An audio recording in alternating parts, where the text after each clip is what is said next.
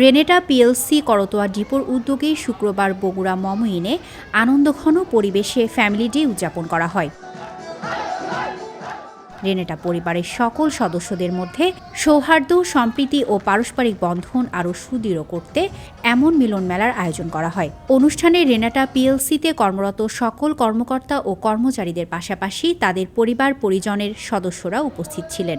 রেনেটাতে আমরা যারা কাজ করি আমাদের কিন্তু ধ্যানে জ্ঞানে একটা জিনিস থাকে, আমাদের ফ্যামিলিটা যেন ভালো থাকে। দিনব্যাপী এই আয়োজনে পরিবারের সদস্যদের জন্য নানান বিনোদনমূলক কার্যক্রমের ব্যবস্থা করা হয়।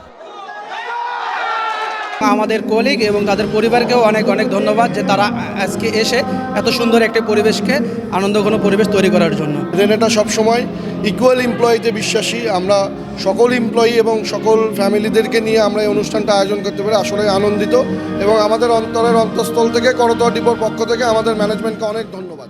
অনুষ্ঠানের অন্যতম আকর্ষণ ছিল সন্ধ্যায় অনুষ্ঠিত সাংস্কৃতিক সন্ধ্যা, যেখানে মনোমুগ্ধকর সঙ্গীত পরিবেশনায় এক আনন্দমুখর পরিবেশের সৃষ্টি হয়। এরপর পুরস্কার বিতরণ ও র্যাফেল ড্রয়ের মাধ্যমে পরিসমাপ্তি ঘটে এই মিলন মেলার।